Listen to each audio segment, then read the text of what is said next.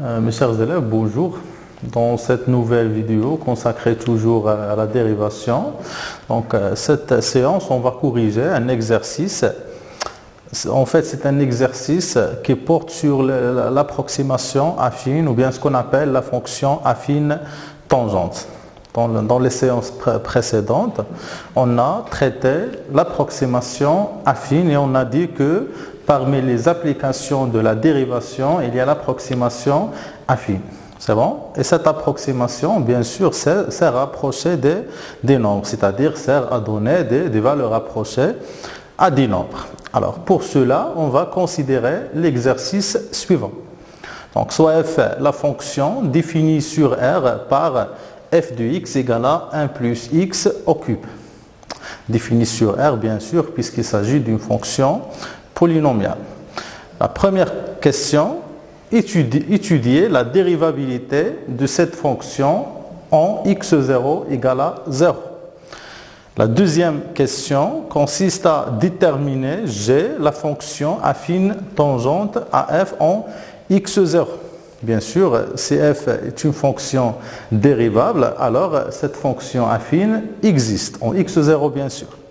Et la troisième question, on va déduire une valeur rapprochée de 1,002 à la puissance 3 et de 0,99 à la puissance 3. En fait, l'objectif de cet exercice est d'approcher ces nombres. Alors, commençons par la première question. Donc, on va étudier tout d'abord la dérivabilité de la fonction f en x0. Donc, pour cela, on va calculer la limite de taux d'accroissement, c'est-à-dire on va calculer la limite de f de x moins f de x0. Dans ce cas, le x0 égale à 0, c'est-à-dire f de 0 sur x moins 0. Bien sûr, on va calculer cette limite en 0, c'est-à-dire x tend vers 0. Donc, on est dans un voisinage de 0, donc on n'a pas besoin d'effectuer un changement de variable pour se ramener au voisinage de 0. Alors, cette limite est égale à, donc lim en 0, 2. Donc, on va remplacer f de x par 1 plus x, le tout à la puissance 3. C'est bon? Moins f de 0. Donc, on va calculer l'image de 0 par f. Donc, on a f de 0 égale à 1 plus 0, le tout à la puissance 3, c'est-à-dire 1 à la puissance 3. Donc, c'est égal à 1. Donc, moins 1 sur x moins 0, c'est-à-dire sur x. C'est bon? Donc, on va calculer la limite suivante. Bien sûr, si on remplace le x par 0, on obtient 1 moins 1, ça fait 0 sur 0. C'est une forme indéterminée, bien sûr. Pour enlever l'indétermination, il s'agit d'une fraction rationnelle. Donc, on va factoriser et simplifier par x moins x0. x0 dans cet exemple égale à 0, c'est-à-dire on va factoriser et simplifier par le x. Bien sûr, on va tout d'abord développer l'expression suivante. Pour développer cette expression, bien sûr, on va utiliser une identité remarquable. On rappelle que a plus b, le tout à la puissance 3, c'est égal à a à la puissance 3, c'est a au cube, plus 3a au carré b, plus 3ab carré, plus b au cube. Donc, on va appliquer cette identité remarquable pour a égale à 1 et b égale à x. Donc, c'est égal à limite en 0, 2. Donc, on va développer cette expression. Donc, c'est a à la puissance 3. C'est a à la puissance 3, ça fait 1 plus 3 multiplié par 1 au carré fois x, ça fait 3x plus 3, 1, x au carré. Et bien sûr, plus b au cube, c'est-à-dire plus x au cube.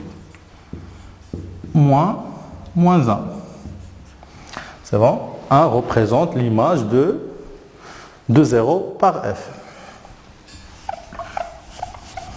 Bien sûr, on va diviser par le x. Donc on va simplifier par le 1, puis on va factoriser par le x, on obtient que cette limite égale à lim en 0 de x facteur de 3 plus 3x plus x au carré divisé par x. Donc on va simplifier par le x. C'est égal à limite en 0 de 3 plus 3x plus x au carré. Et maintenant, on va remplacer le x par 0. On obtient finalement que cette limite est égale à 3. C'est un nombre réel, appartient à R. Donc, la limite de cette quantité existe. Donc, il s'agit bien d'une fonction dérivable. Donc, appartient à R. Donc, f est dérivable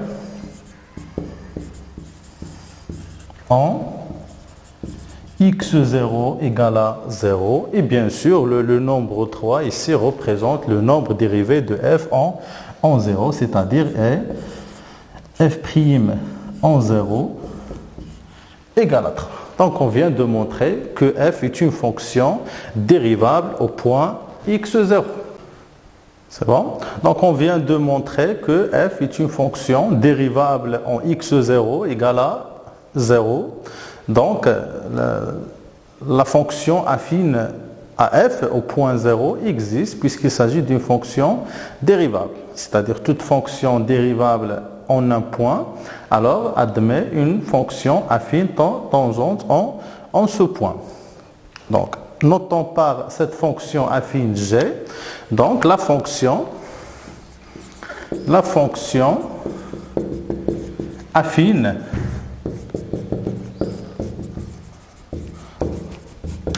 tangente à f, bien sûr en x0 égale à 0, et la fonction g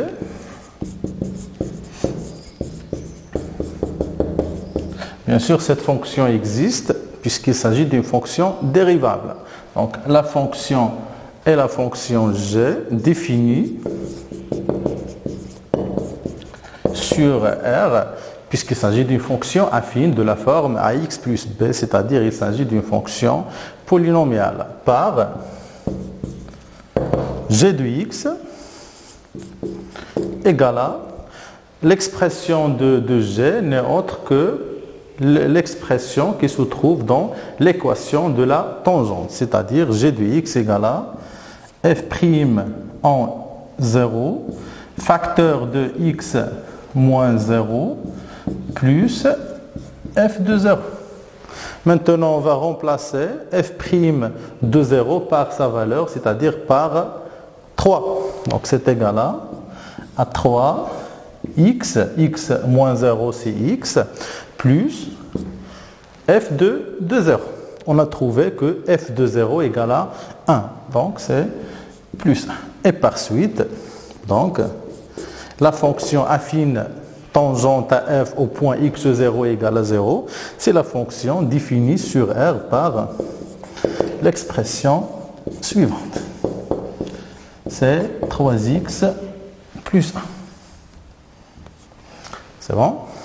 Donc maintenant, on va utiliser cette fonction pour approcher la fonction f. Donc deuxièmement, donc on rappelle que la fonction ou bien l'expression f de x, c'est à peu près égal à g de x. Bien sûr, au voisinage de 0. C'est-à-dire cette approximation a un sens et on est dans un voisinage de 0. Elle est valable juste au voisinage de 0.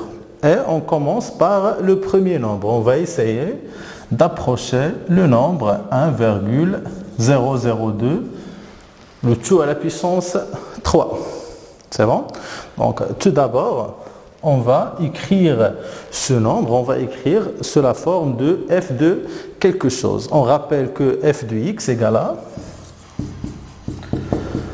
1 plus x au cube. Donc, dans un premier temps, on va faire apparaître le 1. Donc, on va écrire ce nombre sous forme 1 plus 0,02, le tout à la puissance 3. Donc, c'est bien f de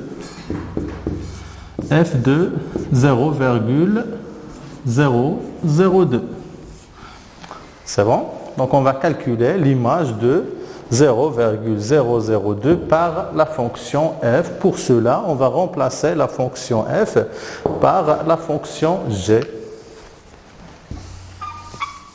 Donc, f de 0,002 est à peu près égal à g de 0,02.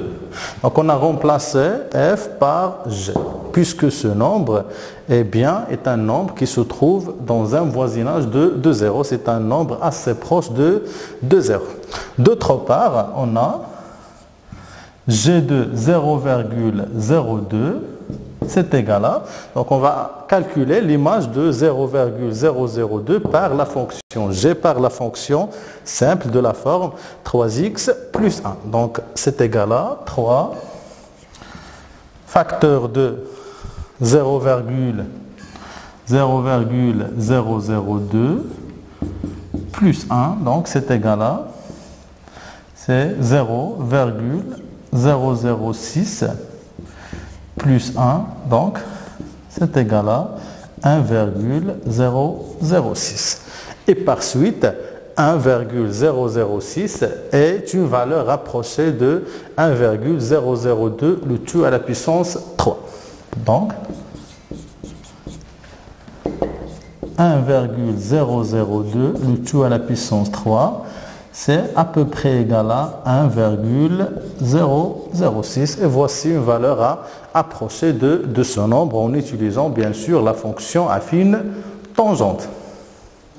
Donc de la même façon, on va approcher l'autre nombre. On va essayer de donner une valeur approchée de manière similaire bien sûr de 0,99 à la puissance 3. Donc, bien sûr, on va écrire ce nombre sous la forme de f de quelque chose. Et cette quelque chose, bien sûr, doit être assez proche de 0, de x0. Donc, c'est égal à, donc on va faire apparaître le 1. Donc, c'est égal à 1 plus moins 0,01. Le tout à la puissance 3. Donc, c'est égal à f de moins 0,01. Bien sûr, ce nombre est aussi assez proche de 0. L'approximation est valable au voisinage de 0, bien sûr. Donc, on peut remplacer la fonction f par la fonction g pour calculer l'image de ce nombre. C'est bon? Donc, f de moins 0,01, c'est à peu près égal à g de moins 0,01. Donc on a remplacé la fonction f par la fonction g, puisque cette approximation a un sens, car on est assez proche de 0. D'autre part, on a g de moins 0,01, c'est égal à 3 facteur de moins 0,01 plus 1. Donc c'est égal à moins 0,03 plus 1 et par suite égal à 0,97. C'est bon? Donc cette valeur est une valeur approchée de 0,99 au cube. Et par suite, notre nombre est égal à, est à peu près égal, en fait, c'est 0,97. Donc, on a donné une valeur approchée, bien sûr, sans utiliser la calculatrice. C'est bon? C'est-à-dire, parmi les applications. Et comme première application, on a cité l'approximation affine. C'est une fonction affine, simple, qu'on peut calculer les images sans utiliser la calculatrice. C'est bon? Maintenant, on va passer à un autre exercice. Maintenant, on va traiter un autre exercice. Donc, le but de cet exercice est d'étudier les variations, c'est-à-dire le sens de variation d'une fonction, et en déterminant bien sûr les éventuels extrémums. Bien sûr, s'il existe, car on n'a pas toujours un extrémum de f dans les cas suivants. F de x égale à x au cube plus 3 sur 2x au carré. F de x égale à 1 sur 2x à la puissance 4 moins 2 sur 3x à la puissance 3. Il s'agit de deux fonctions polynomiales et une fonction homographique de la forme ax plus b sur cx plus d, fonction simple. F de x égale à 2x plus 3 sur x moins 1. Bien sûr, dans un premier lieu, on doit tout d'abord calculer f' de x, étudier son signe pour déduire les variations. C'est bon? Alors, commençons par le premier exemple. F de x égale à x au cube plus 3 sur 2, 3 demi x au carré. C'est une fonction polynomiale, bien sûr, définie sur R et aussi dérivable sur R. Donc, on a f est dérivable. Et dérivable sur R tout entier, bien sûr, puisqu'il s'agit d'une fonction polynomiale. Et pour tout élément x appartenant à R, on a f' de x, c'est égal à la dérivée de x à la puissance 3 plus 3 sur 2 x au carré prime. On rappelle que la dérivée de la somme n'est autre que la somme des dérivées. Donc c'est égal à x à la puissance 3 prime plus 3 sur 2 x au carré prime. Donc c'est égal à x à la puissance 3 prime plus 3 sur 2 x au carré prime. Donc on peut faire sortir le 3 sur 2 pour simplifier les calculs. C'est bon? Donc c'est égal à, on rappelle que la dérivée d'une expression de la forme x à la puissance n avec n appartient à n étoile égale à n x à la puissance 1 moins 1. Donc, pour dériver x à la puissance 3, dans cet exemple, n égale à 3. Donc, c'est n, c'est-à-dire c'est 3, x à la puissance 3 moins 1, c'est x au carré. Plus 3 sur 2, c'est bon? La dérivée de x au carré, c'est 2x. Donc, on va simplifier par le 2, on obtient que la dérivée de f de x égale à 3x au carré plus 3x. C'est bon? Donc on a calculé, on a déterminé f' de x. Maintenant, on va étudier le signe de cette expression. Il s'agit d'une fonction polynomiale. Pour déterminer son signe, bien sûr, on va factoriser. Donc on a f' de x égale à, donc je mets en facteur 3x, donc c'est 3x facteur de x plus 1. Bien sûr, cette expression s'annule en 0 et en moins 1. Le signe, elle est positif à l'extérieur des racines et négatif à l'intérieur. Et par suite,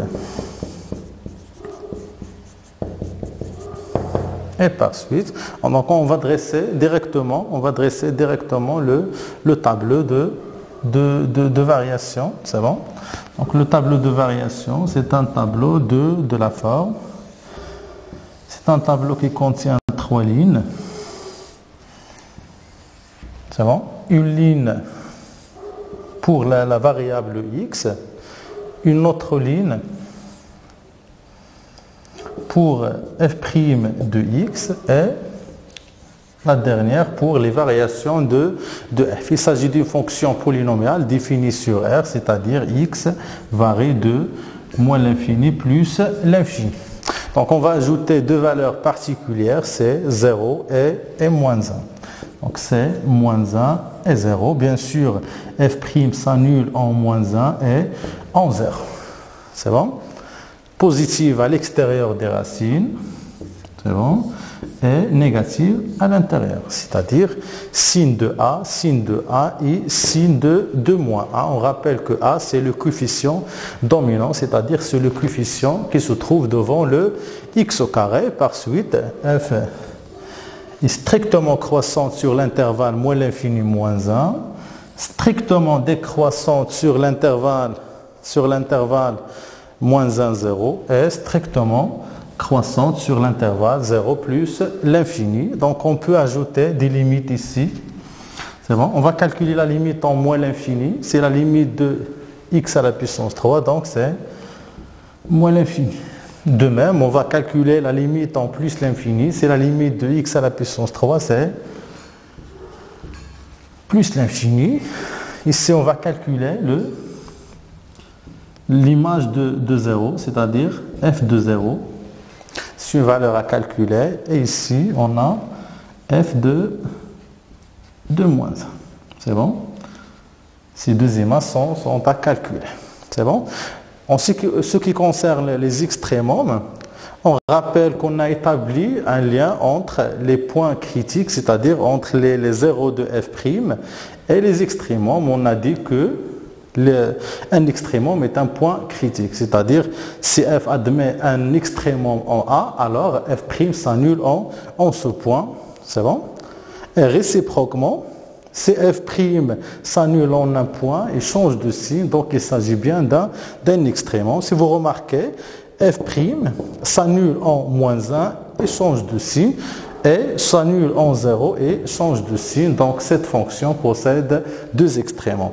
Un maximum, f moins 1, et un minimum, f de 0. Bien sûr, ce maximum est atteint en moins 1 et ce minimum est atteint en 0. Donc, on a trouvé que f-1 est un maximum et f de 0 est un minimum. Donc, on a f de moins 1 est une valeur, bien sûr, maximale de f.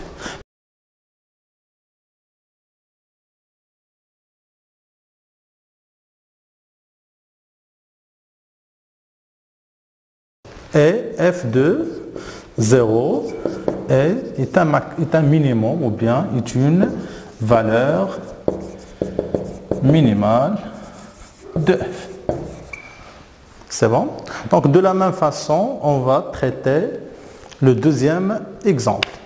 Donc deuxièmement, f de x égale à, donc f de x égale à 1 sur 2 x à la puissance 4 moins 2 sur 3 x à la puissance 3. Donc on va étudier cette fonction d'une manière pareille. C'est bon? D'une manière similaire. Donc il s'agit d'une fonction polynomiale, donc elle est dérivable et définie sur R tout entier. Donc on a f est dérivable sur R et pour tout élément, pour tout x appartenant à R, on a.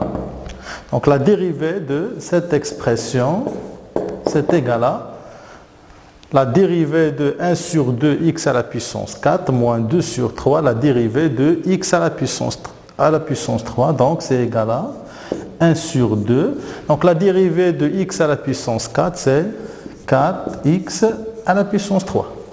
Moins 2 sur 3, la dérivée de x à la puissance 3, c'est 3x au carré.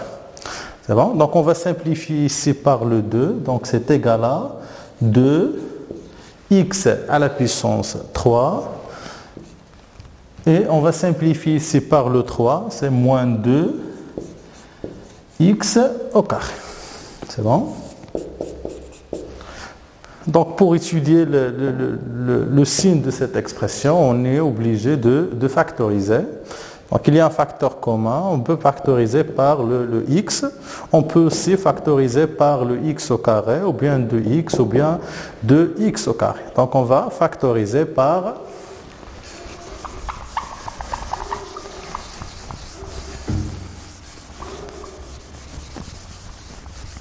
bien sûr pour qu'on puisse étudier le signe de cette expression.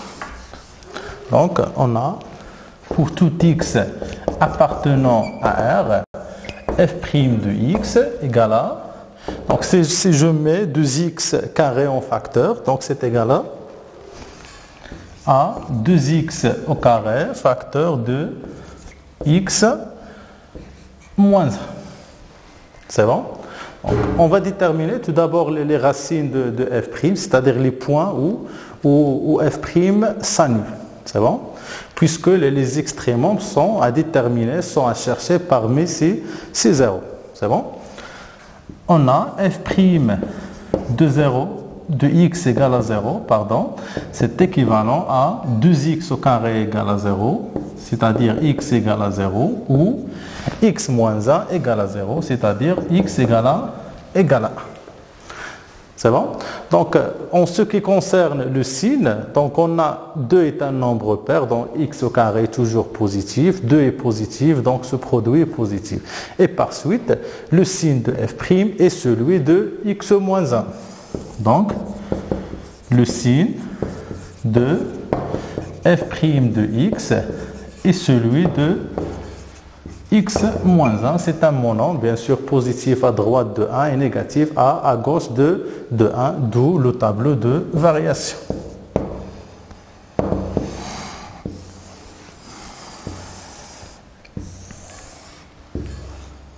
Donc, d'où le tableau de variation suivant.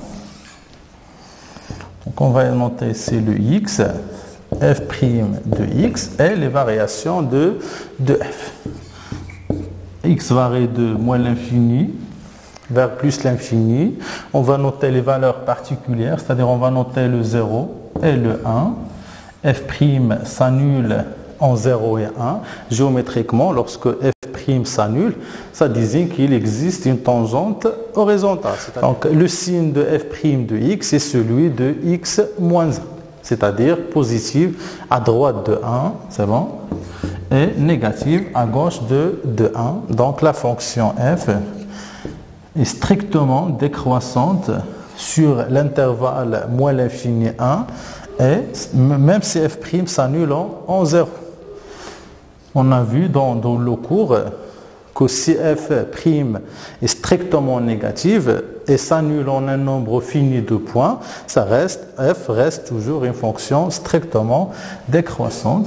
Donc strictement croissante sur l'intervalle 1 plus l'infini. Donc on va ajouter f de 1. Ici l'image de 0, c'est égal à 0. Donc on peut représenter par ce 0. Donc la limite en moins l'infini, c'est la limite de cette quantité, donc c'est plus l'infini. C'est bon? De même pour en plus l'infini. Donc voici le tableau de variation de cette fonction. Donc en ce qui concerne les extrémums, f admet un minimum en et ce minimum est égal à f de 1 puisque f' s'annule en 1 et change de signe. Bien sûr, le 0 ici n'est pas un extrémum puisque f' garde un signe constant même si f' s'annule en 0. Donc merci pour votre attention. À bientôt.